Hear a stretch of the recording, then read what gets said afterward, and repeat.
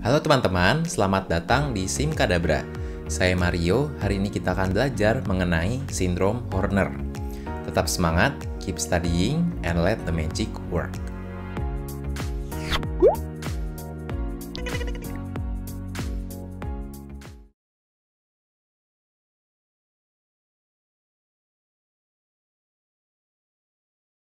Oke, hari ini kita akan membahas mengenai sindrom Horner ya teman-teman. Ini termasuk kelainan di bidang neurooftalmologi. Jadi gejala dan tandanya terjadi di daerah mata. Poin SKDI untuk kasus ini itu 2, artinya kita diminta untuk bisa mendiagnosis saja ya. Setelahnya pasiennya akan kita rujuk. Nah, sindrom Horner itu merupakan serangkaian gejala yang timbul akibat gangguan suplai persarafan simpatis ke daerah wajah. Jadi di sini yang terganggu bukan motorik ataupun sensorik, tapi simpatisnya. Insidensinya sekitar 1/6.000 jiwa dan dapat terjadi pada kelompok usia maupun ras manapun ya. Jadi tidak ada kecenderungan khusus. Selanjutnya, supaya bisa mengerti etiologi, patogenesis, dan patofisiologinya, kita harus lebih dulu mengerti anatomi saraf simpatis yang berperan di wajah nih. Jadi pusat pengaturan persarafan simpatis itu berada di hipotalamus ya, yaitu bagian dari diencephalon.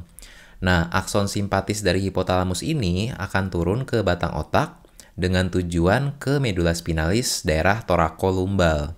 Mungkin teman-teman masih ingat ya bahwa simpatis itu thorakolumbal sementara parasimpatis craniosacral.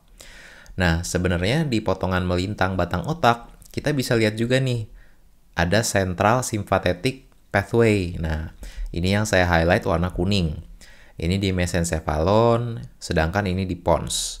Lokasinya sangat dekat dengan sistem ventriculus batang otak ya. Selanjutnya di medula oblongata, dia sudah bergerak menjauhi ventriculus dan jadi semakin ke daerah lateral.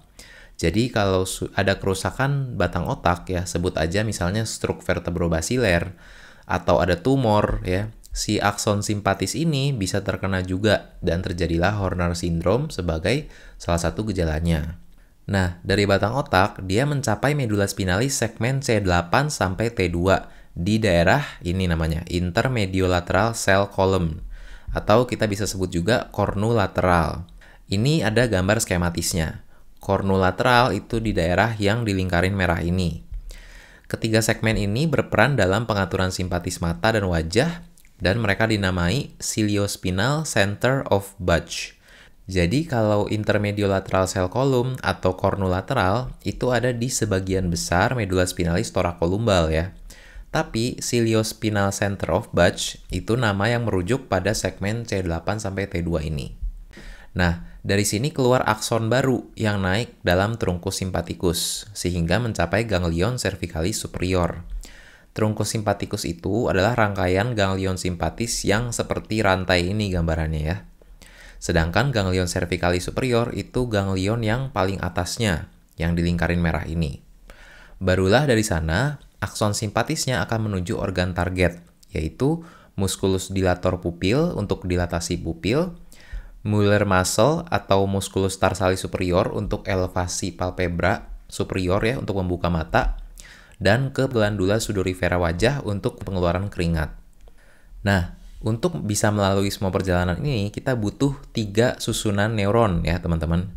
Jadi, neuron pertama itu disebut first order neuron. Dia berasal dari hipotalamus berjalan sampai medula spinalis. Di medula spinalis, dia bersinaps dengan second order neuron yang berjalan sampai ganglion cervicalis superior. Di ganglion ini, dia bersinaps lagi dengan third order neuron yang berjalan sampai ke organ target. Pada jarak simpatis, kita juga kenal istilah preganglionik dan postganglionik.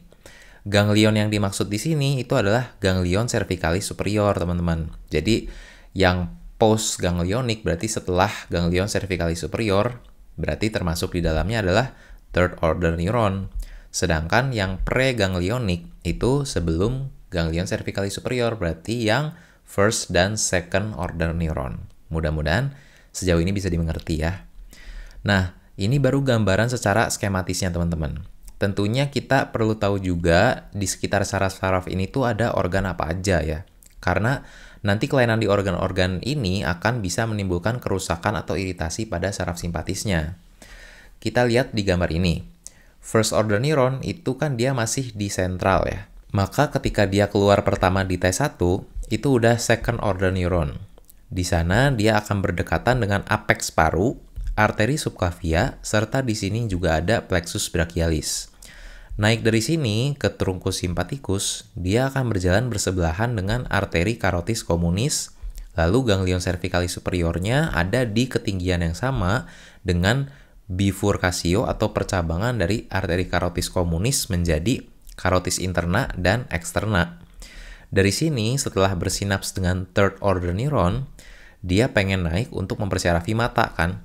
Nah, di perjalanan ke sana, dia melingkar-lingkar di arteri carotis interna nih.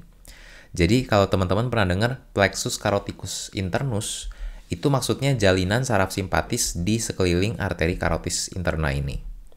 Nah, baru setelah itu dia masuk ke cavitas orbita untuk ke otot targetnya bersama dengan nervus ciliaris longus. Nah, teman-teman sekarang bisa lihat untuk first, second, dan third order neuron masing-masingnya dikelilingi oleh organ apa aja ya. Kelainan pada organ-organ inilah yang bisa menyebabkan Horner syndrome. Dan itu banyak banget jenisnya ya teman-teman. First order neuron karena letaknya masih di sentral, dia bisa terganggu akibat penyakit cerebrovaskuler seperti stroke, multiple sclerosis, encephalitis, meningitis, Wallenberg syndrome, yaitu kerusakan pada sisi lateral medula oblongata ya. Lalu syringomyelia serta tumor dan trauma spinal. Second order neuron bisa terganggu akibat Pancoast tumor, yaitu tumor pada apex paru, cervical rib, yaitu terbentuknya rusuk tambahan di atas kosta pertama, aneurisma arteri subclavia, limfadenopati mediastinum, trauma plexus brachialis, bahkan abses dentis regiomandibula. Karena sebelum bersinap di sini, dia kan sempat melewati daerah angulus mandibula juga ya. Terakhir, gangguan third order neuron bisa disebabkan gangguan arteri carotis interna seperti fistula carotis cavernosus, diseksi atau aneurisma, migrain atau cluster, herpes zoster, temporal arteritis, dan Reiter paratrigeminal syndrome. Nah, ini belum semuanya teman-teman. Dan masing-masing dari penyakit ini akan memiliki gejala khas. Oleh karena itu, Horner syndrome sebenarnya itu bukan diagnosis, melainkan hanya gejala saja dari penyakit aslinya yang mendasari. Kalau kita ketemu Horner syndrome, maka pasiennya harus dirujuk untuk diinvestigasi adanya kelainan-kelainan ini ya. Nah, kalau udah terganggu, maka 3 fungsi saraf simpatis yang tadi juga tidak bisa bekerja. Tidak bisa dilatasi pupil, jadi anisokoria. Tidak bisa elevasi palpebra superior, jadi ptosis. Dan tidak bisa mengeluarkan keringat jadi anhidrosis. Bisa dilihat di gambar ini, yang mengalami Horner syndrome adalah sisi kiri wajah ya. Inilah yang kita sebut dengan trias Horner. Nah, perlu teman-teman ketahui, anhidrosis ini tidak selalu terjadi ya. Karena kita lihat lagi di gambar, serabut yang ke kelenjar keringat itu sudah lebih dulu keluar di ketinggian bifurcatio carotis. Jadi, anhidrosis itu hanya terjadi pada lesi yang proksimal dari bifurcatio ini. Seandainya nggak ada anhidrosis, berarti kita curiga letak lesinya lebih distal dari bifurcatio. Sekarang gimana cara mendiagnosisnya nih? Ada 3 pemeriksaan bedside yang bisa mengkonfirmasi keberadaan Horner syndrome nih. Yang pertama adalah topical cocaine test. Di sini kita menggunakan tetes kokain 2-10%. Yang berperan dalam menghambat reuptake norepinefrin dari celah sinaps. Hal ini akan memberikan efek simpatis pada mata jadinya ya. Setelah 30 menit dari penetesan akan terjadi dilatasi pada pupil yang masih normal.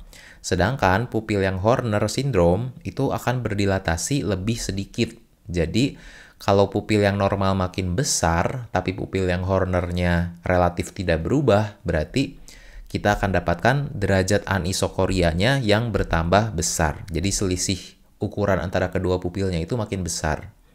Masalahnya kokain topikal ini makin sulit ditemukan teman-teman, karena peredarannya itu makin dibatasi.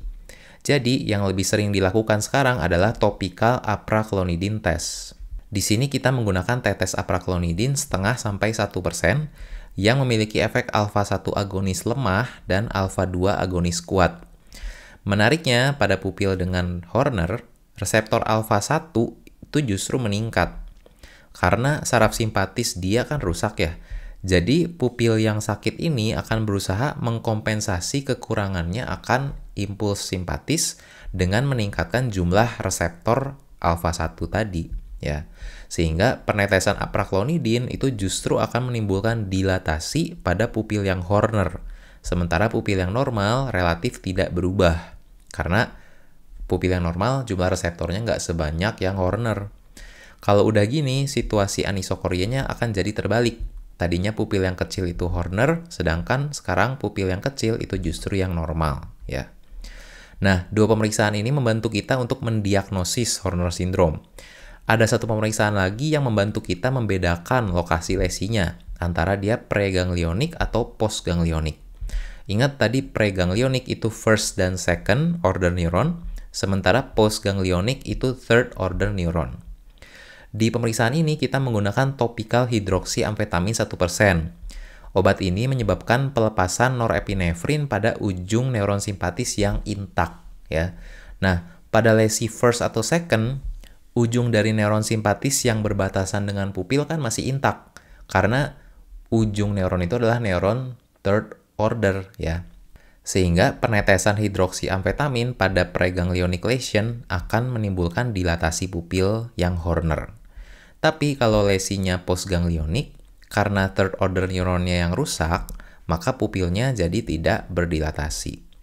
Ini bagan tes kokain, dilanjutkan dengan tes hidroksiamfetamin. Kalau pupil normal, itu keduanya akan berdilatasi ya, seperti gambar yang kiri ini. Kalau salah satunya Horner, seperti di mata yang kanan ini, maka penetesan kokain tidak akan menimbulkan dilatasi. Sehingga dari sebelum penetesan ke sesudah penetesan akan ada peningkatan derajat anisokoria. Setelah itu dilanjutkan hidroksiamfetamin. Kalau lesinya preganglionik, pupil yang Horner masih akan ada respon dilatasi. Tapi kalau lesinya postganglionik, maka tidak akan ada efek. Nah, ini gambar yang apraklonidin. Sebelumnya mata yang Horner itu yang sebelah kiri ya. Lalu ada anisokoria dengan pupil kanan yang lebih besar.